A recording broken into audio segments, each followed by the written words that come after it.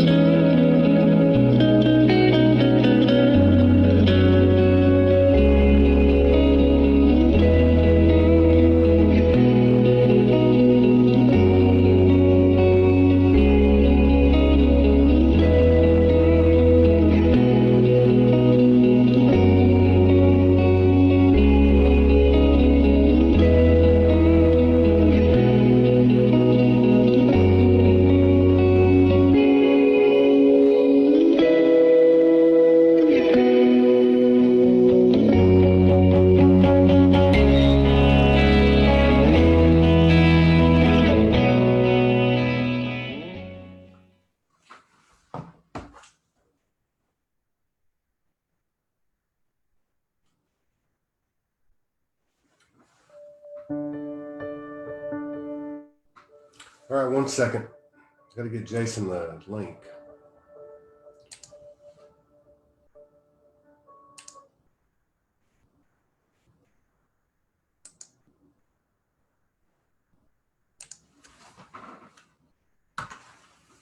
There you go. All right. Jason's coming in. He'll be here in 1 second. Welcome everybody to the Zoom room.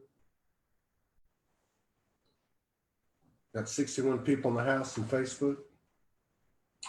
All right. Jason's coming in. I feel kind of funny saying Happy New Year because I don't know what calendar to be following. Big love, Scott and Allie. But hey, Sarah Griffith, what's going on, Willie Mama? Paul Handwriter. Soraya Williams.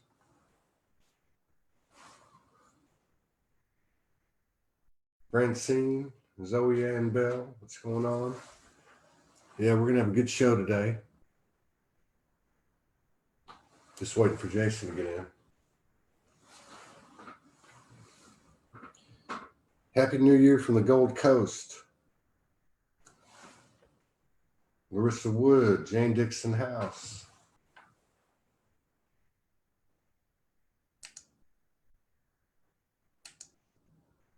He's still not here yet. He'll be here. There he is. All right, let's get started.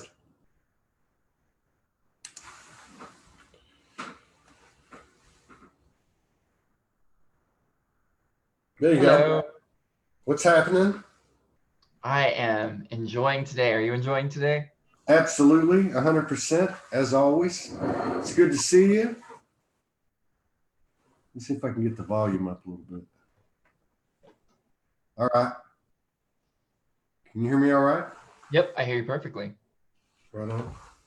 So just a quick message to everybody. If these shows resonate, please share. We're being suppressed and nobody's getting notifications. That's cool. A lot of replays, and thank you for all your love and support and contributions. I don't know how many shows we did. We've done, I think the first one was it October last year? November. Yeah, that was your kind of your coming out, man. That was cool. Exactly. That was like, it's hard to believe it's only been a little over a year.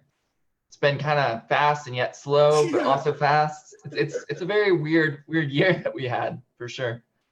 And actually, for most people that are following me, they're actually in the new year already. So that's pretty cool. That's right. Yeah, that's right. It's like 000 right now for them. How cool is that? Like we're in the past and they're in the future, and yet we're in the present with them. Yeah.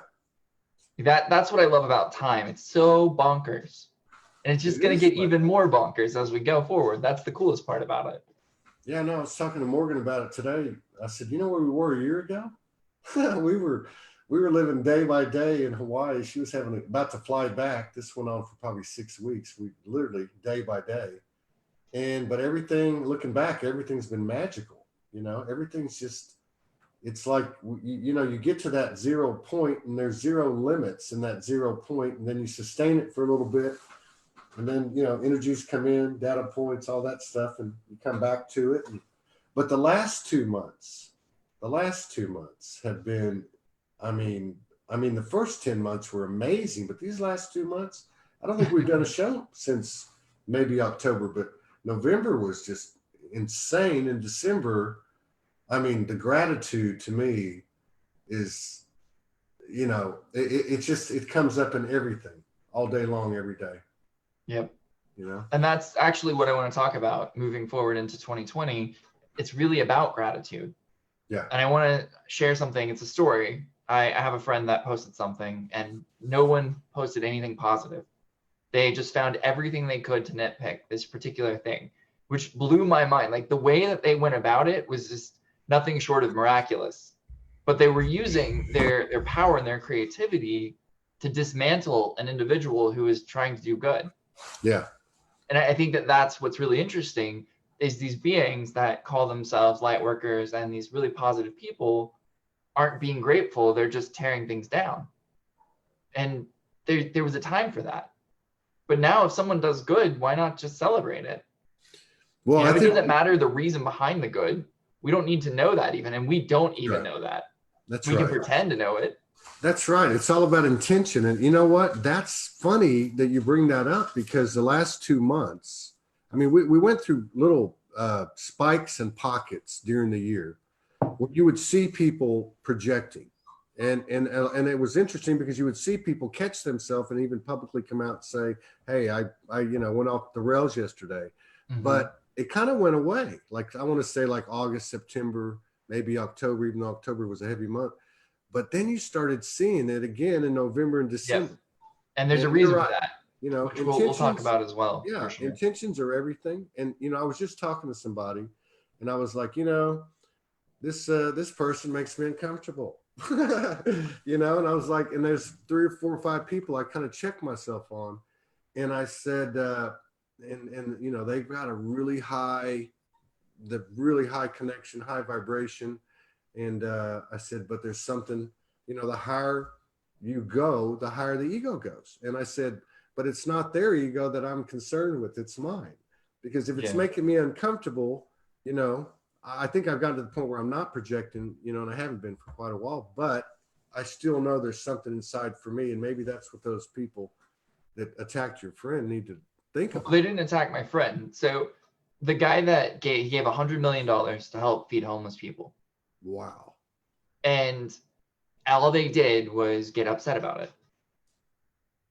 Yeah, I know, right? Like in my mind, I'm sitting there, I'm like, someone gave $100 million to help homeless people. How awesome is that?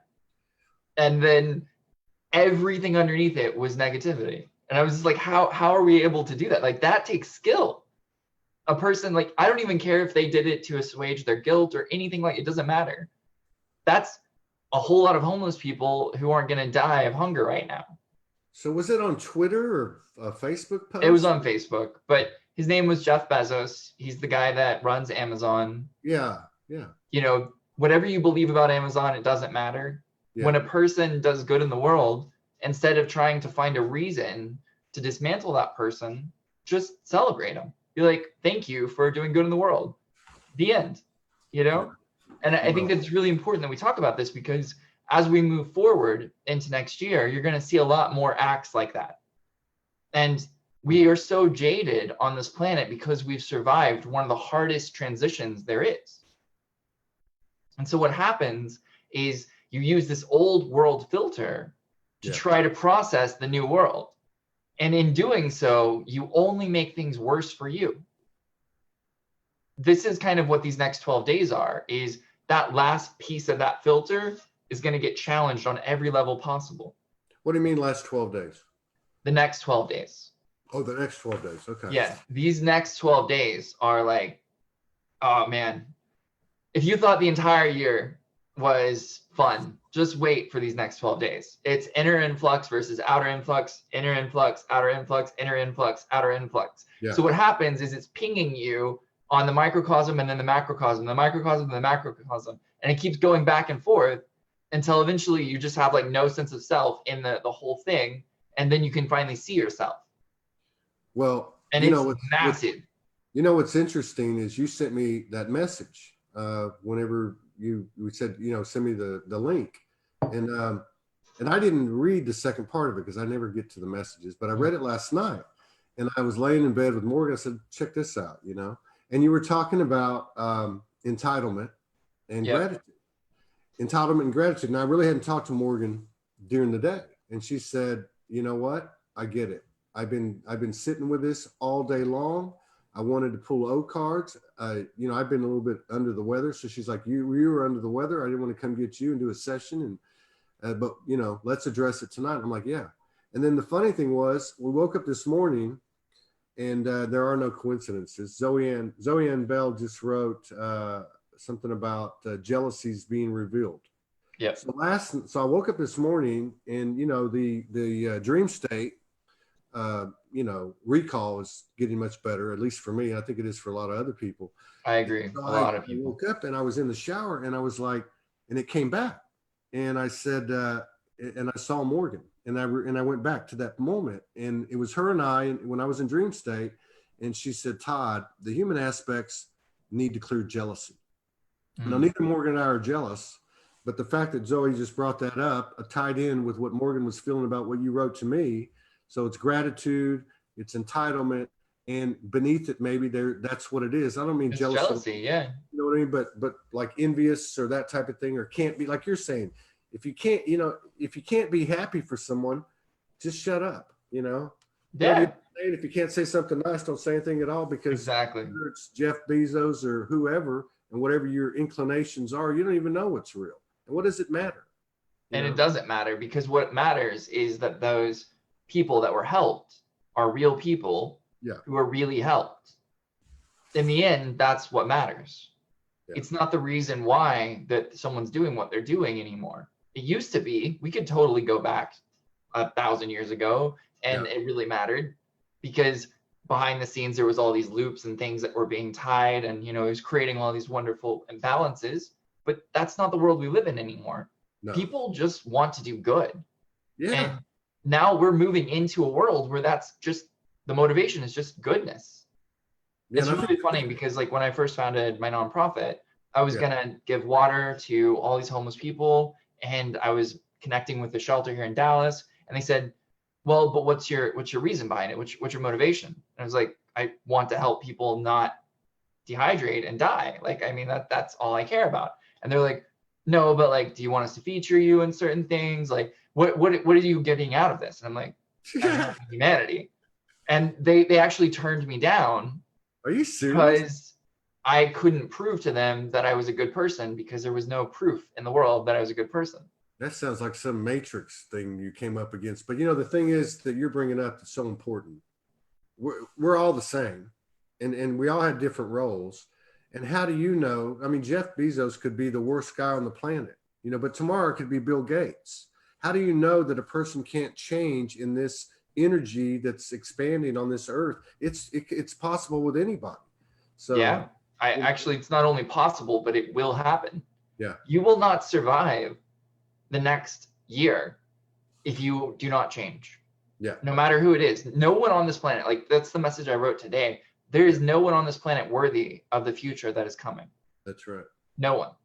That's right. No one who is incarnated right now is worthy of where we're headed. And that's what I got. The coolest part though. Yeah. Everyone is capable of finding that worth within themselves and going through the eye of the needle and really experiencing what this world has to offer, because we don't know what we don't know. Yeah. but we are about to find out what we don't know on so many levels that it's just going to make our heads spin. Yeah. But here's the coolest part. Every influx, everything, all the data points, all the stuff that's going on, which is just bonkers right now. But all those things, all it is information being given to you to help you to remember who you are, that you giving yourself. So like you're handing yourself a box of information that you've been holding on to, waiting for you to know that it was time. And that's what you're getting. So when you feel resistance and you're like, oh no, I can't receive that, you're shutting down yourself. Yeah.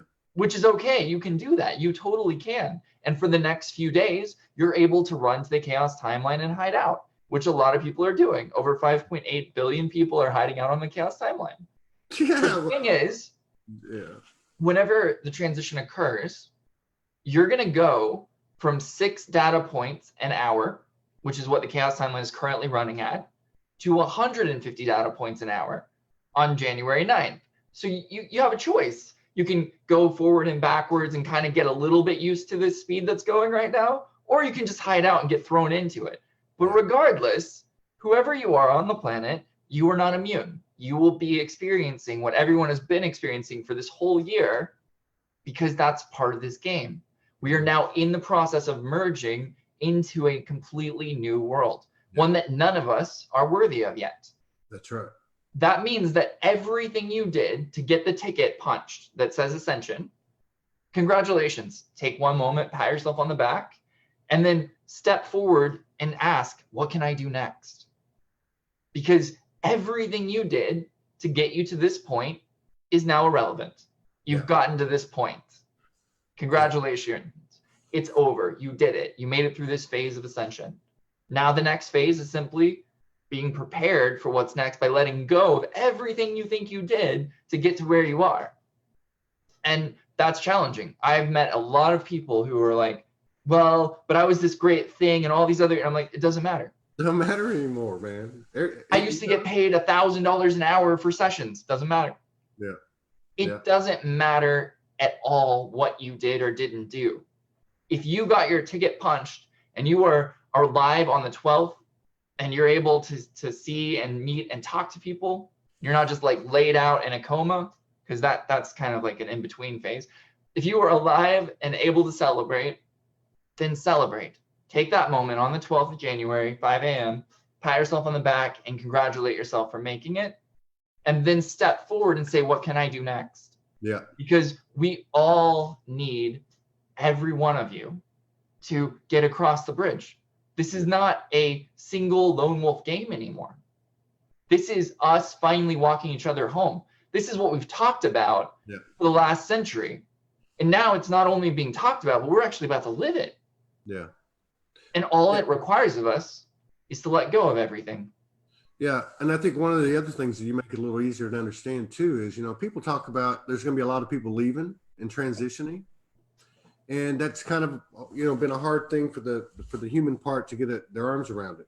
But if you think about it in terms of these data points are code basically coming in, it's opportunity, it's availability, but we still have to make it utilizing our free will. We still have to make the choices to be open to it and so on. Like the last couple of nights when we do our thing at night, what we've heard is, are you ready to surrender all lower vibrational 3D behavioral patterns and what is the word? And, focus or set the intention to move to a higher elevation again. And both of the last 2 nights have been extremely powerful in terms of the, the chi of the Kundalini, that type of thing, the merging or however you want to call it. But if you think about it, it is energy. You can feel it. And what we're walking into is a more, for lack of a better word, scientifically, a pure energy. And you have to match that energy. That's why when I got that recall in the dream state, I said to her, this isn't just for us. This is for everybody, because I said the same thing you did. And I said, there's no one on the earth today that doesn't have this still active within themselves. It's not integrated in the line yet. So, I get what you're saying. If one person on the earth had mastered this, just one person, everyone else would have enough mastery to move forward. So that's how I know that not one person has mastered this. I know a lot of people who are in the process of mastering it and over the next few days will master it. But no one has made it yet. Otherwise, we wouldn't be having this conversation. We would have already made it all through the eye of the needle. There would be a pioneered path. It'd be great. Everybody would be celebrating. We'd move on. Yeah, I totally agree with you.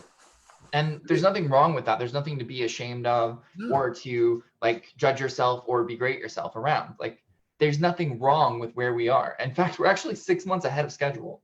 The eye of the needle thing that we're about to go through on the 9th of January is actually set to be in August of 18. So the 18th of August was when that was supposed to happen. We're that far ahead of schedule that humanity is getting this opportunity now. Like how cool is that? That's how amazing we are as a race of beings, that we are capable of going to this state. Yeah, there's a counterforce. There's all these other beings out there that supposedly don't want us to make it. All they're doing is helping us to find who we are in the mess. Yeah. It's kind of hard because if you think of truth without a lie, is it truth? Yeah. It is truth without a lie because you have nothing to know the difference. Right. So there must be, if you want to get out of duality, duality must exist and you must process through it. Yeah. And that's what we've done. We've begun to understand who we are in the midst of two different choices being thrown at us constantly, to a point where we don't need those two choices thrown at us constantly anymore. And now it's just choose to be you, choose the middle choice, the choice that is all things, integrate the light and the dark within and become whole again. Right. And that's the journey. That's what we have done. And now we get to live in a world where our wholeness actually begins to make sense. Instead of our wholeness being picked apart and taken down, our wholeness finally starts to make sense. And we moved 6 months. We accelerated it more than that because you've talked about it before, little spurts. But 6 months is a long time. I mean, that's a lot of ground on the linear scale. But that occurred because enough people must be doing inner work, shadow work, being honest with themselves, not projecting, whatever it is. And if we've made that happen, then we certainly have the ability to make this happen in the next. Oh, yeah. No, there's no doubt in my mind. We will make this. There's nothing like, honestly, I can't see a world where we don't. Yeah. There's no force in this world that can sabotage our ascension other than us. And that's something that a lot of people don't agree with, but it's the truth. It is the truth. You're the only person that is capable of sabotaging. Oneness is oneness. So there's nothing out there that's stopping you from doing anything. If we haven't learned anything, that we can say. And the other thing too, if it's too complicated, you know what? Maybe ascension just being happy, and to thine own self be true, and that'll keep you straight. We're creating this, and we're responsible. And that's a responsibility that we were earned or given or christened with. I don't know, but we have it. You touched on a really good point there. Earned. So what is the value of something given to you that is not earned or merited? Nothing. Yeah. So why would you want to do that? That's right. From a master perspective, not from a normal perspective, because I know a lot of people have hard times and they want handouts from time to time. And even those handouts that you receive from time to time are still earned, right? Because everything in reality is earned. But this entitlement aspect of I've done all the work, so the world should be handed to me, has led to so many problems. That's where the inflation comes in. That's where the ego comes in. The issues that we currently have are because we believe that we didn't need to earn things anymore. Yeah. And that led to a lot of challenges. In 2020, he's going to balance that scale. And this is something I talk about. It's the year of deflation and truth. Yeah. If you are inflated, you can't expand in that same area. You have to deflate to expand. Yeah. And expansion is truth. Expansion is when you begin to apply wisdom and gain understanding. Yeah. So what we are coming to in 2020, in the first 6 months anyway, is what I call the actual size of us. Because right now, none of us are our actual size. Otherwise, we would have fit through the needle. So there's no one on this planet that isn't inflated in some way or something. Yeah. And that's okay. There's nothing wrong with that. Inflation actually was how we got to where we are. Whenever we first started this game, we were stuck. We couldn't go any further. So when we inflated up, we were able to learn new depths. Instead of going back down and then expanding in those depths, we actually just tried to inflate further and further and further and further until eventually we popped. Or we inflated enough that we reached a new level of the game, and now we don't need to be inflated anymore. Yeah. So what 2020 looks like, which is really fun, is no matter how inflated you are, you will find yourself in actual size within 6 months. For some people, that's going to be very harsh, but you will be back in actual size in 6 months. And what does that mean? What does it mean to be actual size? The actual size. Actual size means where you actually have earned, the real size of who you are. Right. So your bank account, who you actually are, what you own, all of those things, if it is inflated in any way, shape, or form, be prepared for it to be brought back to actual size. Yeah. And I guess it would work the other way too. If you're deflated and you're doing the work, it will inflate to actual size. It will not. It will expand. Well, that's what I mean. It'll inflate, expand till it gets to actual size. It's really important that you make the distinction between inflation and expansion, though, because expansion is only created from truth. Inflation is an expanded value. Yeah, I got you. It's using something other than truth. Yeah. And the other thing you bring up too, and I think it's important to go back over it real quick. You know, when people think of entitlement, they think of entitlement, programs and people getting food stamps, things like that, or whatever. But what you're talking about, I've seen it out there, and it's like this, okay, we've done all this work. We're the light workers, we're the star seeds. We've done all this work. I'm tired. Give me my RV, give me my financial reset, give me my package.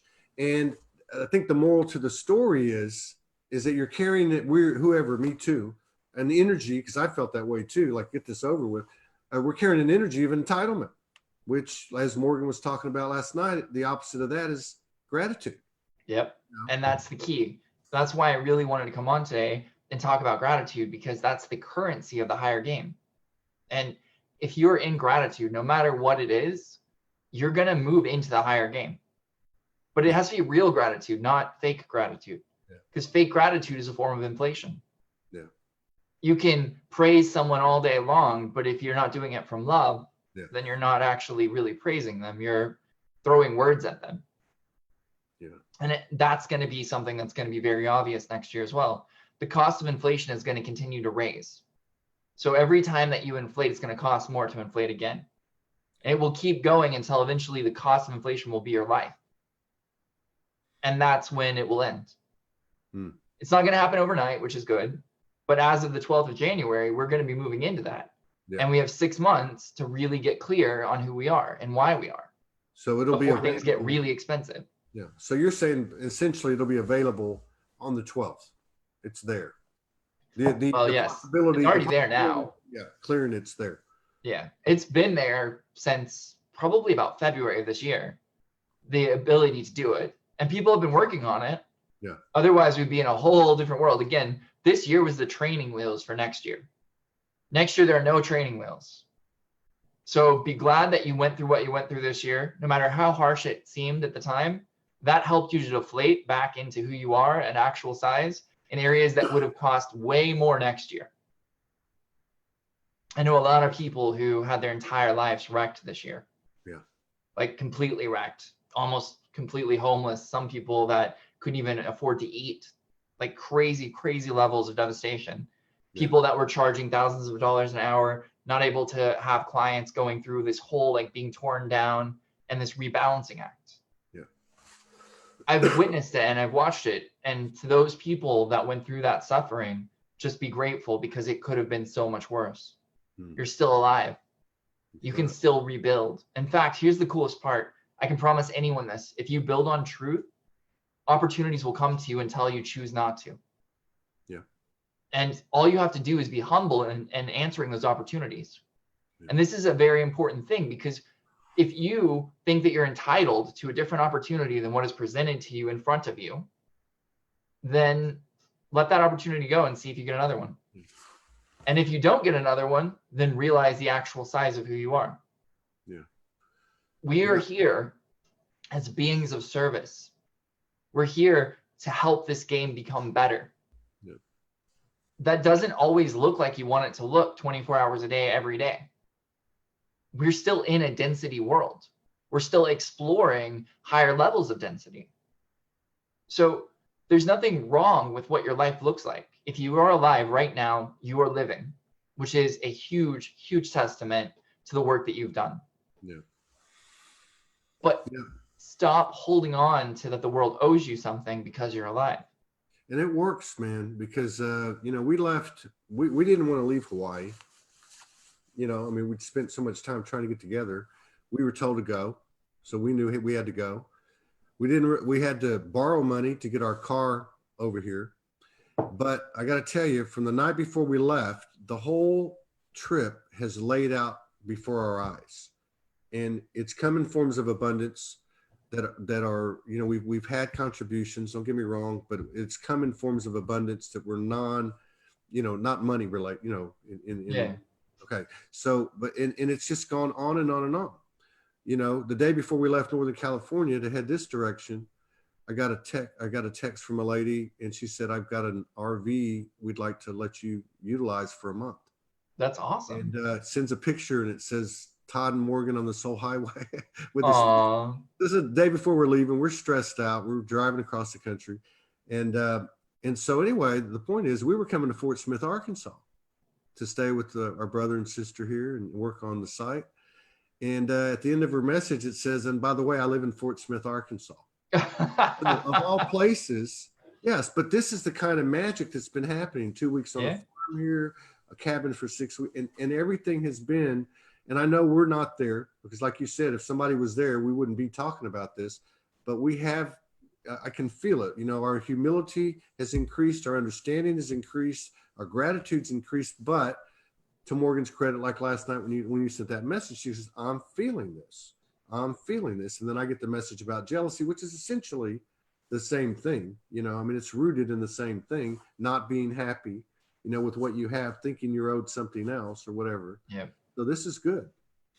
Yeah.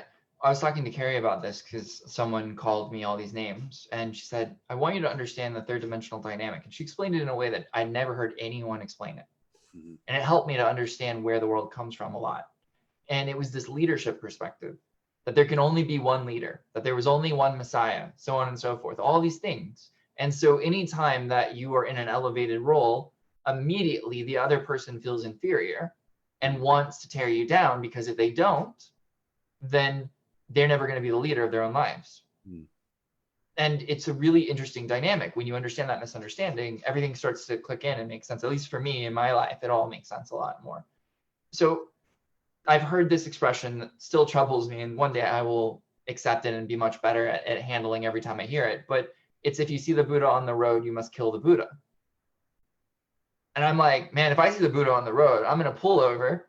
I'm going to ask if it wants to go get a slice of pizza, because like it must have just appeared. Otherwise, someone else would have offered it something really amazing like pizza, right? Because I don't know if they had pizza back then. But the point is, why would you want to destroy someone that is an example of something that you're capable of?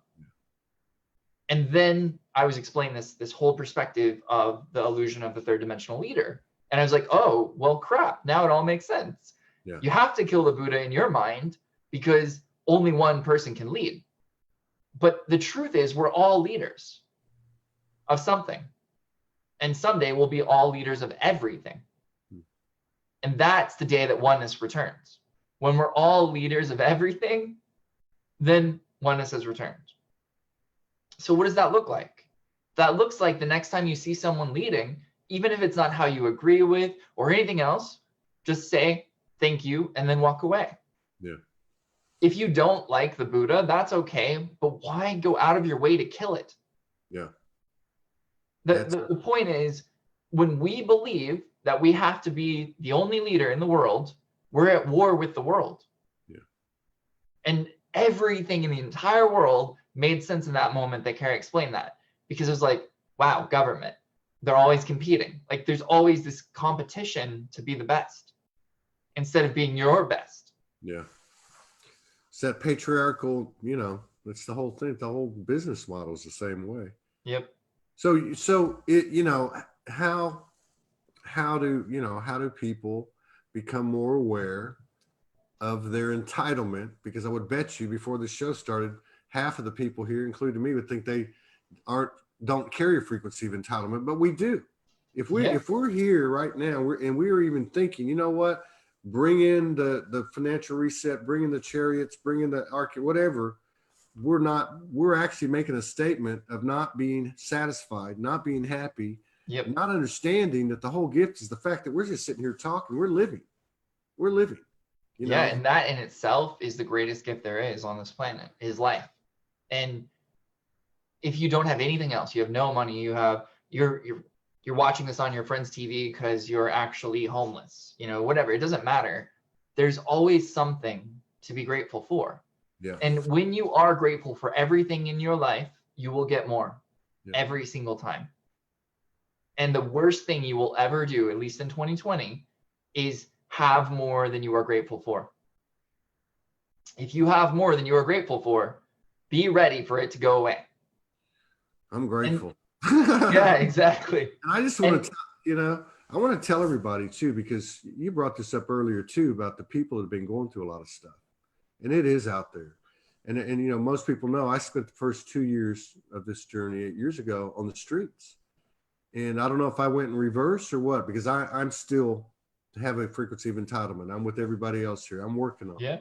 But I got to tell you, not alone in that. I also have entitlement. But those 2 years, those 700 plus days, every single day, I learned a higher degree of gratitude for the most minimal things, for a piece of bread, for someone talking to me, for whatever, for a chance to earn $1 for the day or whatever. And you know what? We can do this, no matter what those circumstances are, because I've seen a couple of comments here. You know what? You're alive. And there's something about when you're thankful, the magic comes in, Yeah. In the end, that's all it takes. Gratitude is the highest currency that we have available to us. Yeah.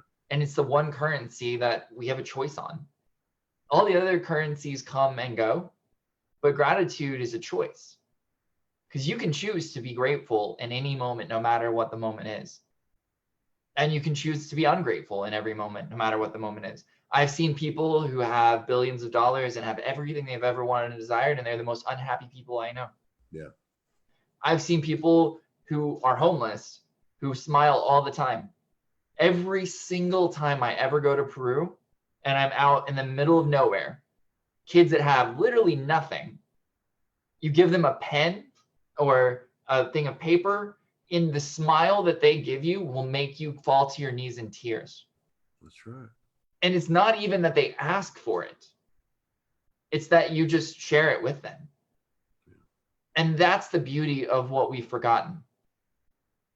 Those kids, every time that I find myself in a space of entitlement, immediately I go back to that memory, and it allows me to grow again. Because no matter what my life looks like, I still have entitlement. It comes up. I'm sure those kids have entitlement at some level somewhere that I don't know about. But I can only be responsible for my own entitlement. And there are times when somebody says something to me and I'm immediately like, do you know who I am? And then I pause and I go, okay. I don't actually say it out loud, but it's a thought. And then I go, well, okay, interesting.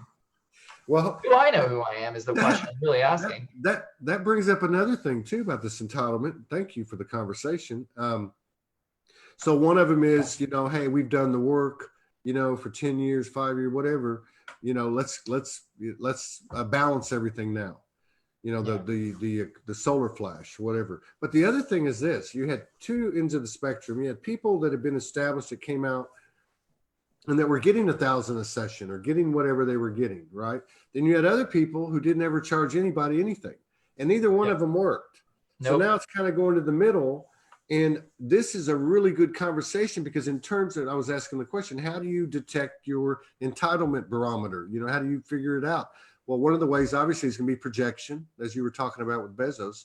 But the other thing is what your intentions are, what your energy is when you put your, for lack of a better word, your equation, your transaction proposal on the table.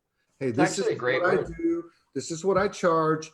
And if you're feeling guilty, you're carrying the frequency of entitlement. If you feel like you're not getting enough, you're going to carry a frequency of entitlement. So that would be another, I think, helpful way for people to try to stay on top of themselves, because so many people are practitioners. And like you said, so many people are going to become, what you said, singularly, until they become everything. Everyone's got a piece of the puzzle, basically. Everyone does. And everyone is equal in that. We're all here for a reason. We all made it to the end game. This is it. This is what we have worked our entire lifetimes for, is this opportunity that we're about to be given. And all they're asking of us, like, this is it. Literally, all they're asking of us is to look at our life and be grateful for what we have and to be open to more. That's it. Did you see the new Star Wars? Yes, but I won't run it for anyone who didn't. No, but I did too. But it was incredible. I know, and I got to say that, and I hadn't seen one since the second one. We happened to go, and that was there. But and I'm not going to ruin it for anyone either. But I got to tell you, man, the energetic messages were right on. The ending, and you know what I'm talking about? I do. The ending was still the same thing you're talking about. You've been talking about for years. What everyone's been talking about: self-responsibility, self-reliance of the soul, taking the responsibility as a creator, but still knowing that universal hand of providence team is behind you. But we got to do it. We got to do it. Yeah. I actually, one of my students, Sam, I don't know if you ever watched her live, but she did a live on the workplace and being spiritual in the workplace. And it's a great live. It's so good. But one thing she says is, she said, there's so many gods with no money in their bank accounts. And if they were gods, they would have money in their bank accounts. And I think that that's a really important thing to distinguish, is like, if you are this thing that you think that you are, then you would have no problem living in the world. But no mortal man is a god. No mortal woman is a god. We're gods in training. If you want to go there, you can totally go there. But no one here has mastered that level. And there's a reason, because it wasn't possible yet. Yeah. But that's what's coming, is this opportunity to change that. Yeah. One thing that I get a lot of is, this is like the number one. So we were talking about entitlement. This is the number one thing that I struggle with personally. When people message me and they ask me questions around certain things. So like activation station, this is the most common one. They're like, how come you charge love donations for activation station? So I don't usually talk about this openly. I'll say it in small little things, but openly, we lose money on activation station in numbers that are just awe-inspiring. Every single month, we lose money. But people want it to be free. And the thing is, if something is free, then it's not earned. That's right. There has to be some form of value exchanged. Otherwise, there's not room for expansion. So value can be time, value can be energy, value can be gratitude. But most of all, value can be gratitude. Exactly. That's it. And it's real gratitude. I have been balanced and kind so many times just having a conversation with people. I get messaged from time to time, and it's very personal whenever they're messaging me, because they know to post on my wall if it's not personal. And I don't ask for anything as long as there's gratitude and respect in the conversation. I don't mind helping when it makes sense to help. Yeah. Right. But then you get these people that message you and they're like, well, you don't know what you're talking about. It's like, then why are you even talking to me? Yeah, I got one of those today. Yeah, it's funny, because it's like, if I don't know what I'm talking about, then why are you referring to my expertise? Otherwise, we wouldn't be talking. Or when they say they understand everything, and you're like, then you're a god. Congratulations. Why are you still here? Yeah. Understanding that our time is valuable and that there has to be some form of balance is the next step in human evolution. Yeah. But what that balance is where we get to choose. Yeah. That balance could be a smile. That balance could be $1 million. I don't know what I don't know. The universe will always balance you, though, if you let it. But again, gratitude makes room for more. Well, that's what I was talking about earlier with the practitioners. The ones that started over here charging, the ones that wouldn't charge anything, and now it's like moving like this. And as I'm listening to you, I'm thinking, well, that here's another way, is what's your level of gratitude as the provider, and what's your level of gratitude as the receiver, Yep. in holding that space, and moving forward. I mean, I think it's really important.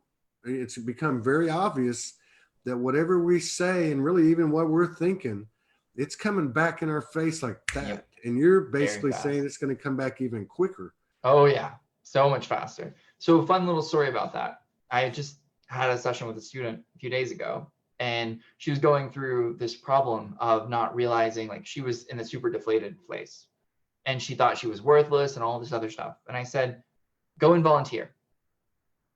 Just do a few volunteer sessions out in the world. If you can't help anyone, then you're worthless. Congratulations. You are what you think you are.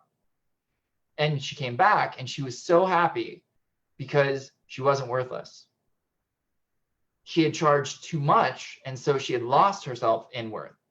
She had lost the reason for why she was doing what she was doing in the first place. Yeah. But when we lose our perspective, it's really easy to go down the shadow side of life. Very, very easy. Yeah. But if we just take a few minutes and volunteer, get back out in the world and say, hey, how can I help you? How can I be of service? That resets that.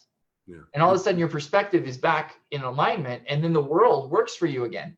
Yeah. And it's miracle after miracle after miracle if you just come back to perspective. And that perspective is that actual gratitude, that realness of gratitude, not the puffed up gratitude where you're like, yeah, thanks. That gratitude isn't real, but thank you. That gratitude is. And there is so much power in that. And everyone who's watching, you have a reason to be grateful. I don't know what it is, but you have one. And if you can find that and start there, you'll find that you have another reason to be grateful, and another reason to be grateful, and another reason to be grateful. And then all of a sudden, 2020 will end, and you'll be looking at a world that you can't even imagine. Yeah. But it starts with, am I grateful for what I have? Okay, what am I not grateful for that I am currently in possession of, or that I own or think that I own? Yeah. And just expanding from there. And I say expanding from there, not inflating from there. That means that if you truly can't be grateful for something that's going on in your life, don't pretend to be. Yeah. That's the worst thing you can do to yourself, is pretend to be grateful for something, because you're just basically sideswiping it. And the person can feel the difference. If you say to someone, thank you, that's like forcefully throwing someone against the wall. Yeah. And they're going to be like, well, why would I help you again? But if you say, cool, that's at least you moving towards something, right? You're beginning the process. Or if you just pause, you can usually come into gratitude. For me, I used to suck at gratitude. I was so entitled. I was an arrogant asshole. I was all of those things. And I learned that if I just put my hand on my heart and I take a deep breath, no matter what it is, I can be grateful for it. Even if it's the worst, most demeaning reflection of my life that I've ever experienced, I can put my hand on my heart and be like, okay, I can see where this is coming from. And then I can breathe, and then I can say thank you. Yeah. I mean it. I think another way to detect it too, like that's a great story, by the way. And if you go the other way, well, and maybe that's what happened to her, is if you take a hard stance. If I say to you, and you shared something, I'm going to share something too that I hadn't talked about in a long time. We're still building this thing, the Soulogy Network. Yep. And we're getting real close. And it's still a work in process. I don't know what it's going to be in terms of the exchange, financial or not. I don't know. If I'm still the way I was, it's going to be open, just strictly contributions by whoever and whatever, and just putting the faith in that. Now that may work, but I'm not shut down to anything. I'm open to everything because I'm listening, because it's all changing so rapidly. Yep. Then I look at someone like you or other people and what they're doing, because I do. And there's more than one way. The frequencies may look differently, but the bottom line is they're going to be driven by not only the gratitude of what you receive, but the gratitude for me being able to do what the hell I do. Yep. So many of us want to serve, and that's really what it gets down to. How can we serve in gratitude? There you go. And that's really what we're all chasing. And so you know, I'm welcoming this conversation, and I'm glad she brought it up last night, because I was like, I don't need to work on any of that. and then I started thinking about it as the day went by. And after that dream, I thought, oh no, I still got stuff to work on, you know. If you feel that you don't need to work on something, then you definitely need to That's what I'm talking about. The hard line, like, oh, I'm going to charge this till you know the sky falls to the ground. You know, no, you know, this is an open universe. It's an open life. It's an open free. We're expanding. That is what it's about. And you can't do that, you know, flatline, and you can't do it. You can't. No. And that's the thing that's so beautiful, is like learning how to do all that. Like Center for Expansion, I had all these ideas and everything, and then it actually came to manifestation, and it actually was built. But I wasn't grateful. Like the very first piece of land, there were things, I was nitpicking it. I was like, oh, well, you know, that tree there could be over here, and that would make that better. Well, this doesn't have this thing that I need here, and all this other stuff, right? And by the third piece of land, I was just like, as long as we get it, I can make it work. I mean, like that's where I was. Like I spent an entire year learning to be grateful for the fact that this was given to me as an opportunity to build a school that's based on a donation system that has teachers from all over the world who were ready to come. I mean, we have the first event on the 14th of January, and we have 2 very amazing speakers in top levels in cryptocurrency that are going to come and speak. And these are people that people would pay lots of money to have fly out, and they're doing it for free. They're like just showing up because they want to assist this process. Like all I had to do was be grateful. Yeah. And for some reason, it took a year. It took a year to acknowledge that I was being entitled, that I was being arrogant around this, that this dream of perfection that I had in my mind was too perfect. Yeah. That I had this, and here's the coolest part. The land that we have is better than anything I could have ever dreamed. Seriously. And then we just got another piece of land right next to it for almost nothing at all. And now we have 60 acres, which was the original vision, 60 acres. So I had to let go, because when I got the 30 acres, I was like, okay, we'll make it work. It's 30 acres. You know, I've learned I don't want to nitpick it. God, this is what you want me to have. I'm going to have it. It's going to be fine.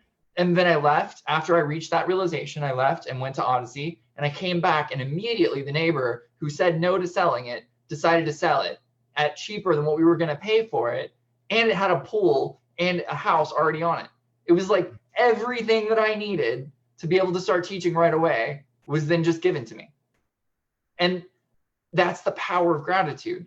The moment that I came into acceptance of what was going on, and I said, okay, you know, this is the perfect thing for me. I don't know why. If I need to condense this thing, I mean, my site planner, we had to redo the whole site plan again because now we have 60 acres. It was all these things, but it was perfect. And even the architect was okay with it. Like not one person was like, okay, well, we just wasted half a year. Blah, blah, blah. No, it was like, you're actually a year ahead of schedule now because the foundation's already poured for these things. It's like, that's the miracle of what can happen if we let go. You can't make your Soulogy thing is a perfect example. When I met you, we were talking about the idea of it. I remember. And you were going to get it done. I'm like 3 or 4 months, and everything was going to be great. And I was like, yeah, I'm going to get the land too. It's going to be awesome. Yeah. And I just got the land last month. Like your Soulogy thing is almost ready. Like I had to surrender, man. Let go. Even in the last, but the whole linear time thing, it just, and, you know, in other words, it's not, you know, creating stress in I just don't worry about it. But the other thing I see, and I know it's because of elevations in gratitude, really, you know, in become more comfortable with what we're all doing and what's happening and all the stuff we talk about. And that is, you can see the alignment. Yep. You can actually see it. It's like seeing the future. And I'm looking at it going, we ain't got nothing to worry about, you know? Exactly. Nothing. Yeah. So that brings me to the advanced concept that I was hoping I would have time to share. So we do. It's called Intricacies and Similarities. Where we are headed, the data points are just off the chart. You're just going to learn to deal with it because it's you giving yourself everything you need. So you either are grateful for sitting on the toilet for 4 hours and having to take multiple showers and those heat stroke things that keep happening and all the sweat that you wake up with and all that, or you reject it and you end up getting more of it. Eventually you learn to be grateful for it, and then everything just becomes easy. But what it means to be grateful for something is to master it. Yeah. And when you master something, you master a part of something else. This is what we call intricacies and similarities. So if I master one thing, I've mastered a part of everything. And if I master another thing, I've mastered another part of everything. So what happens is when you're handed a box of 86 points worth of data to process, and you have mastery over 50 of them, they're done like that. And so now you have all this extra time to master these other pieces. And then the next time you're handed more data points, you have even more time to master because you mastered a thing that mastered a part of everything, right? And so you're solving puzzles like this now. And each time you solve a puzzle, you gain a new clarity and insight, and the world becomes that much easier. So you see, even though at the end of 2020, we're going to be sitting close to 200 data points natural. I'm just saying that one more time, 200 data points natural. Where did we start a year ago? 20 something, I think is where we were. 20, that's right. Yeah. Yeah, that's how fast this is moving. Yeah. The master line, in order to play on it, the minimum requirement is 2,000 data points a second.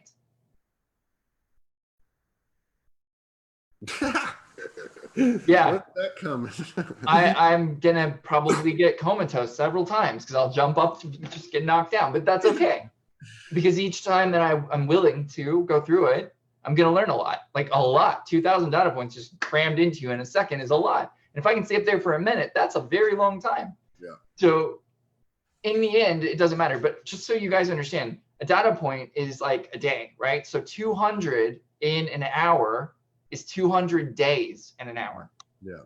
That is massive. And that's going to be our natural resting point in the end of this next year. So a year from now, we're looking at that. Right now, if you're not in the merger process, you're running at 86, just to give you an idea. Yeah. As of January, you're going to be stepping into 150. Yeah. So that's a pretty good. Well, the 150 is actually going to decrease down in February. That's just because we're integrating a timeline. So earlier in this call, what we were talking about was you said it was like in November, this resurfacing of entitlement came back up and all this other stuff, right? That's because we merged into a whole nother timeline. So a whole new group of people gained a whole new group of themselves. Because what a timeline looks like is you have Todd, and then you have Todd from this timeline. And if Todd and Todd from this timeline are equal, because they were, when they meet each other, there's a war inside the consciousness until they integrate as one. We're in that phase now too with our chaotic selves. That was our harmony self. Now we're in that with our chaotic self, and we have till the end of January to integrate that. But the cool part is now we're two and it's one, so it's much easier to process this than it was the other one, even though this one's harder because it's the chaotic self. Maybe I'm wondering if that's why the last two nights, as I was telling you, these last two communions when we've gone to bed, that what had happened. But these last two nights, the visual when I opened my eyes has been basically my light body looking at me. And I'm like, I've never seen myself like this. You know, I've seen Morgan like that. You know, I've seen other things, other aspects, but I've never seen myself looking at me. It was almost like we were merging, you know? Yeah. So I was just sitting with that, and I hadn't thought about it till you just brought that up, but maybe that's that, you know, the energy of it sounds the same. Yeah. The coolest part in understanding is that we are only a part of ourselves until we're whole. And the merger of all these timelines is what makes us whole. Every aspect in this timeline merger, all these timelines that started 6 billion years ago. So this is a 6 billion year old game of information cramming into another 6 billion year old game of information. Like, this is a massive undertaking. And this is what creates the opportunity for the master line. The last time this was attempted was in phase 1 of Atlantis. And by phase 2, Atlantis had started to fall apart. So to take a second and just acknowledge the grandness of the design and what is about to occur over these next 12 days is everyone on the planet is going to have an opportunity to merge into themselves fully and completely and whole. and cross through the eye of the needle. Everyone on the planet, the chaotic timeline people, everyone, doesn't matter. Those who choose not to, who say it's impossible, it's too hard, aren't grateful, whatever, it doesn't matter. That's okay. They will not make it through the eye of the needle, and they will move on. Those who make it through the eye of the needle, you now know what actual size looks like for you. When you wake up on the day of the 12th, you will have a version of you that is the actual size of you, and that version of you will then sit inside of you, and all of a sudden, everything that is not true in your life will start to get affected. And that's the beauty of the template. That's what we're going to go through. So over these next 12 days, you're going to go through actual sizing. All those places are going to get poked on until a template is formed, or you give up. And if you give up, that's okay too. There's nothing wrong with that. There's a whole nother level of the timeline that's being created just for you. And you will never see this timeline ever again. And that's okay. The next time that you meet will be in another sector in a whole nother world. But the Earth game is moving forward. It is drawing a hard line in the sand. You must be this tall to ride. And we're moving forward. And everyone that moves forward is going to be awesome. On top of that, there are 20 billion first source souls waiting to come in and play. So 20 billion. It's about 150 years of pure incarnations that will be running through the earth to prepare the way for the next group of beings that come after. Wow. So it's basically restabilizing this entire game, building it back up as the Eden of our dreams, and then even further than that. Yeah. And we actually get to be alive during the rebuild. How cool is that? That's my motivation. Yeah. Well, I mean, it's going to be incredible. In this body and take it as far as I can take it while I'm in this body, which in my opinion, it could be 1,000 years. I think it could be longer, but yeah, it really depends on you. Eventually though, you might decide that it makes more sense to go to another game. Yeah. In which case you could take this body, because at that point we'll be able to play with them. So it's going to be really cool to see what it all turns out to be. But these next 3 years are us reversing everything that has happened on this planet for the last 2.6 billion years and bringing it back to what it was supposed to be all along. It's a very powerful thing that is about to occur. Oh, yeah. A thing that you can't even fathom. Yeah. Like, no matter who you are on this planet, you as a human being cannot fathom what is about to occur over these next 3 years. The more you think you know, the less you do know. Yeah. But the more that you think that you know. Well, you know what? We did a show yesterday with Richie Sauter, who's a cool dude. He's always supporting everybody, very active, comments and stuff. Very, very humble dude, just been deep in it, like, you know, you and so many others for a long, long time, since he was young. And he made a comment, and he said, you know, it's not like we're moving, we think we're moving forward, but we're actually moving, it's all happened. In other words, we're actually moving backwards.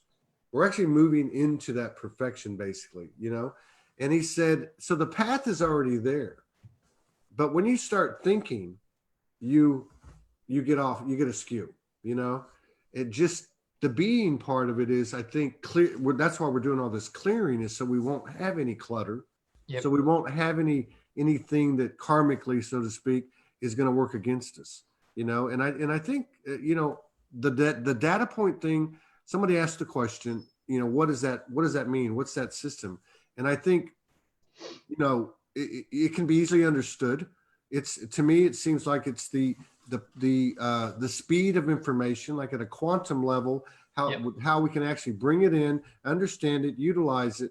But even if you can't get into something like that, we're really talking about knowing yourself, clearing your stuff, holding yourself accountable for everything. And that's what I get from this. It's like every thought. You can say one thing and mean another. You can say one thing and think another. You can give false praise. These things that you're talking about that create this inflation. And at this point, it sounds like it's going to get very uncomfortable if you're going to be inflating. Very much so, yeah.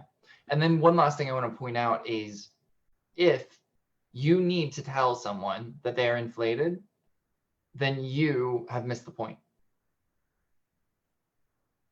Unless they ask to be told that they are inflated or not inflated, it is not your job. It's a big one. Anything other than to heal that inflation within yourself. That's a big one. Like, that's That's the number one thing that I see a lot of people doing, is they're trying to dethrone people. They're trying to tear people down. They're trying to do all this stuff. And it's like, wow, you're using so much of your energy on somebody else that they don't even want. So why are you doing that? Because you need your own energy to do this work. This work that you're going to be asked to do, you're going to need all hands on deck. Yeah. It's going to require the most of you that you have ever experienced in your entire life. Over these next 12 days, you're going to be required to muster every ounce that you have left to make it across that finish line. This is your final test, so to speak. And the person testing you, and this is the coolest part, is you. You're the one that created this benchmark. You're the one that prepared this set moment in time. And when I talk about time as data points, I do that for a reason, because time is used as a measurement in the way that I look at the world. If you look at time as like a clock, you get in this circular illusion that doesn't ever end. But if you look at time as information, it becomes much easier to process. You go, oh, okay, so all of this already has been from the infinite nature, but I am at this point in this infinite game up here, so that's what's happening. And so that's why I call it time stamped. I say that a lot. I'm like, well, in this time stamped reality, these things are true. It doesn't matter that up here in this infinite game, they aren't true, because I'm not in the infinite game right now. I'm right here in this timestamp reality having a conversation with you. And the more that we begin to understand that it's simply data that has to be processed so that we can become that infinite being again, the more that we stop wasting our energy fighting other things outside of us and just start using our time to integrate the data so that time ceases to be a factor in our evolution. And rather, we are the infinite being that we are. And at that point, when you are the infinite being that you are, you won't be stuck in time. There will no longer be timestamps for you. You'll be able to jump into time for a duration, but your presence is so strong. Anyone that's had these experiences, they've been multiplied recently, where a higher dimensional being enters your space and you're frozen like this. And you're like, what is going on? And you go into fear and you're like, oh, it must be the dark agenda. That being is so powerful because it's integrated so much time that it stops your time from flowing, because you cannot process at the rate that that being is processing. That is not a bad thing. That being is giving you the greatest gift ever by showing you what is possible and how time actually flows, which is why I use data points, because I cannot stand talking about it from other things other than like the information stream. When I'm like, okay, this circle thing here that everyone's stuck in, that doesn't work for me. And it doesn't even work for the world. Like, we have people right now that are on New Year's Day. I'm not on New Year's Day right now. I haven't heard the fireworks. Yet it already happened. So like, the game is already showing you all the ways that it's broken. And that's why I use data points. I believe that time is a measurable thing and you can understand it from that. But that's where processing comes up. Anything that you're not able to process, if you're not able to process at that speed, you're backlogging, which means now it's sitting there. And the next piece of information that comes your way in time and space, it needed this over here so that you could solve this. And that's the challenge. That's where people are aging. That's where people are getting sicker, is because they're not able to process everything that's behind them. And do you know why? I'm going to tell you the greatest secret ever. This is the biggest misunderstanding there is: multitasking.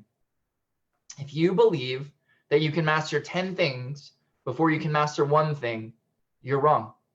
Absolutely wrong. If you master one thing, you've mastered a part of all 10 of the next things that you want to master. So stop trying to master a million things at once. Choose one thing, complete it, move to the next, and you will find that you're not backlogged anymore. Because similarities and intricacies, it is the last of the advanced principles that founded this world. If you can master something, you can master a part of all things. And if you have a mastery of all things, you've already completed the game. That's what it means. To have mastery of all things means that there is no time anymore, because you process instantly. I can't snap fast enough. So data points cease to be a factor. The data point ratio could be 10 trillion data points a second, and it wouldn't matter to you because you've mastered everything. That's right. I have not mastered everything. I've mastered a lot of things, and those things have helped me master a lot more, but I'm still in time. I can work with time differently, but I'm not able to be a master of time yet, which means I've not mastered all things. Yeah. Because time is the final frontier when it comes to this game. Yeah. Well, the main thing is, you know, I mean, again, just going back to the basics, you know, people are talking about stay in your own lane and mind your own business. But I mean, this is the mastery is yourself. And if you've got all these components, then like you said, you can't be, you know, multitask 10 masteries at one time, one at a time. But the other thing that you brought up, I want to expand just a second. And you said, you know, if you're going to tell someone they're inflated, you know, we could also take that to a more macro level. If you're going to look at the government or this or that as some big boogeyman or something working against you or something that's not right or needs to be changed, you know, and the emphasis is on someone else needs to do something about it. Yep. Then it's the same thing. It's the same energy.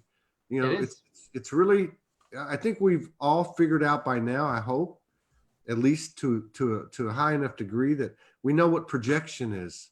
We know when we're not you know, sending our intention and focus on ourselves, and that's really, you know, that's really what it's all about. You know, Exactly. it just that's not going to go away. They say For all these there are conversations we've a had. million ways to enlightenment, but I disagree. I think there's only one, and it's ourselves. That's right. Self-mastery is the key to every game. If you can master yourself, which means you've mastered everything, because you are everything, right? So mastering yourself is everything. Then you're done. The game's over. Yeah. But if you have done that, when I talk to you, I will be frozen in time like this. Yeah. Because you'll have reached a level of consciousness that I can't actually compute. It doesn't work. I'm not there yet. If you look at it as energy, it totally makes sense. Yep. You know, and anyone that's had any dimensional experiences or experience with apparitions, like you were talking about earlier, you know, I've only had it happen to me maybe 3 or 4 times in these 8 years, but there's been times when something came into my field that I was like a deer in the headlights. I didn't know what to think, you know, and it scared the hell out of me. You were able to actually think. Yeah, right. Yeah. Wow. Well, yeah, you're right. You know, I whenever it happens to me, I'm just like this. And it's just quiet. And I'm like, thank you so much for this, even though it's awkward right now. awkward.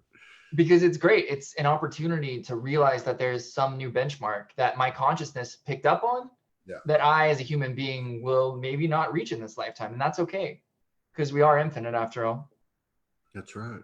And to those people that are afraid by what I've said today, that you're like, oh, well, what if I don't reach this benchmark? Blah, blah, blah. You're infinite. You have already reached this benchmark. Whether you choose to be that version of you or not is your choice. Yeah. So this doesn't have to be a scary thing. You don't have to flock to activation station or to gurus or teachers or anything like that. In fact, that is fear. And fear will do the opposite every time. If your motivation is fear to do something, no matter if that thing was good for you or not, it no longer is. That inflates you. Come to things naturally.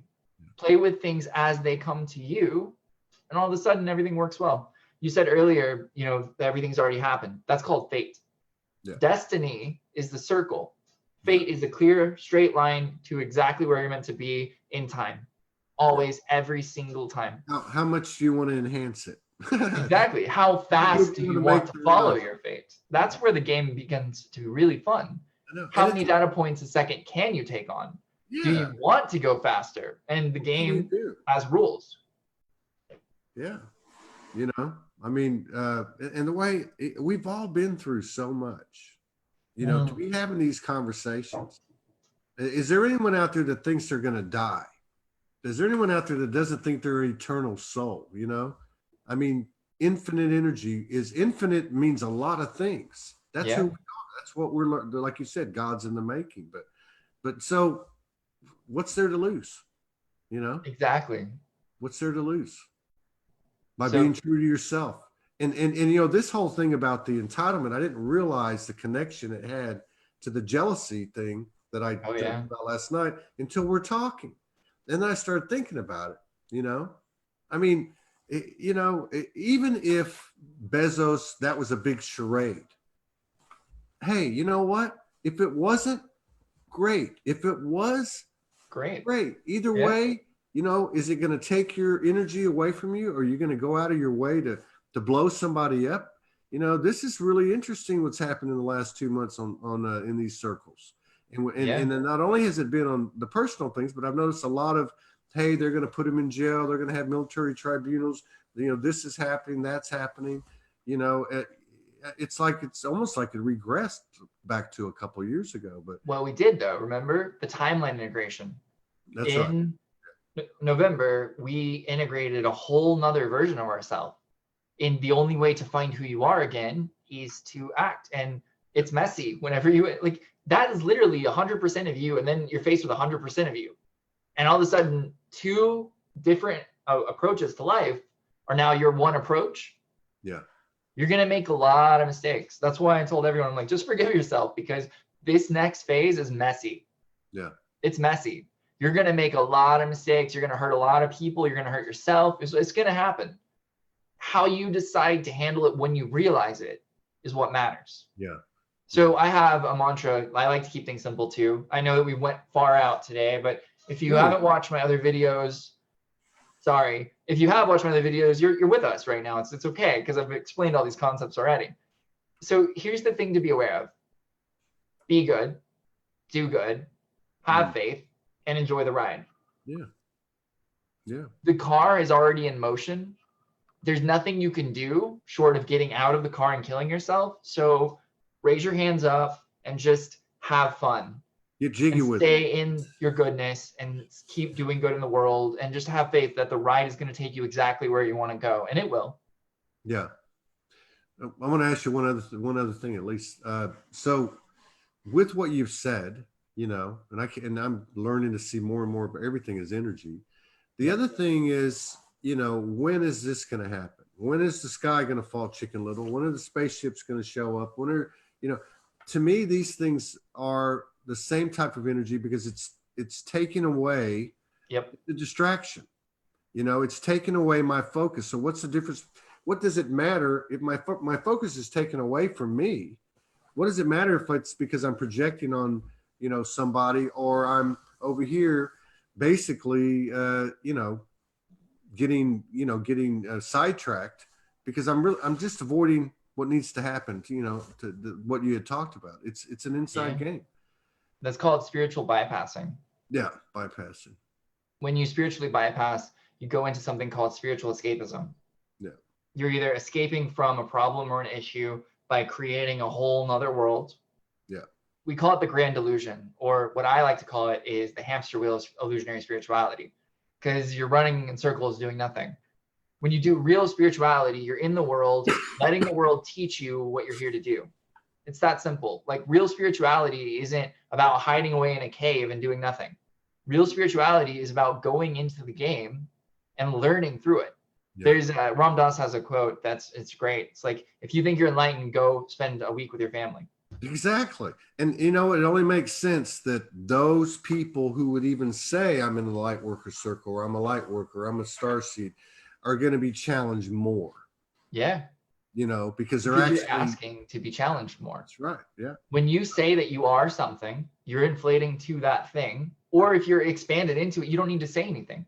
That's the whole point. You don't need. That's called presence. That's the truth.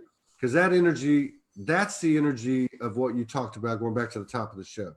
That's life. That's the living element. That's gratitude. And that's what brings the magic in.